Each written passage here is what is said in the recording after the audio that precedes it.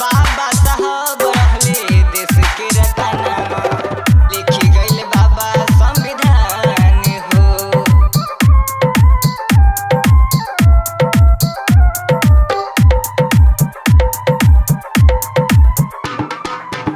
1947 में देशवा आजाद भइले, 1947 में देशवा आजाद भइले, देशवा बा भारत मोर महान हो।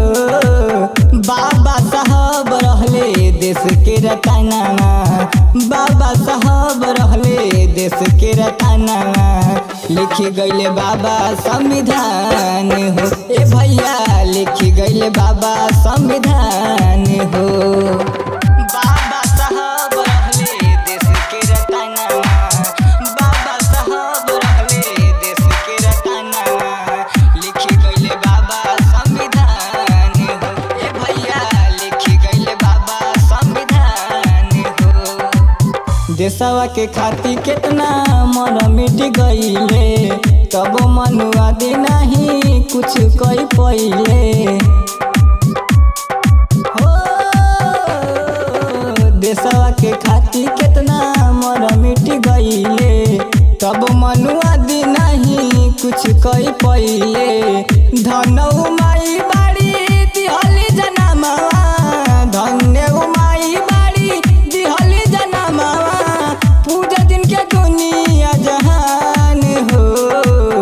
बाबा साहब रहले देश के रतनवा, बाबा साहब रहले देश के रतनवा, लिखी गइल बाबा संविधान हो। ए भैया लिखी गइल बाबा संविधान हो।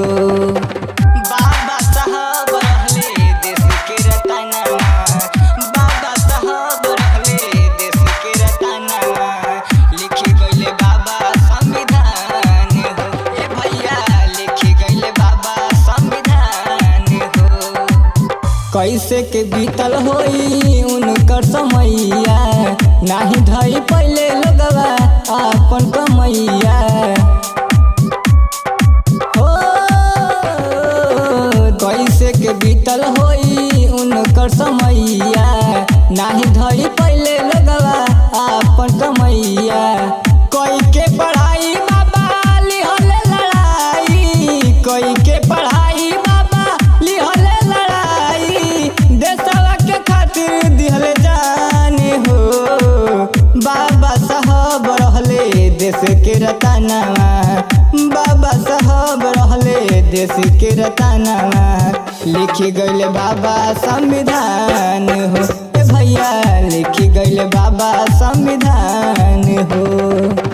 बाबा साहब रहले देश के रतनवा, बाबा साहब रहले देश के रतनवा, लिखी गइल बाबा संविधान हो। ए भैया लिखी गइल बाबा संविधान हो। ज्ञान सागर कहे उ समैया न आई, बाबा साहब दिहले कष्ट हटाई हो। ज्ञान सागर कहे उ समैया न आई, बाबा साहब दिहले सब कष्ट हटाई।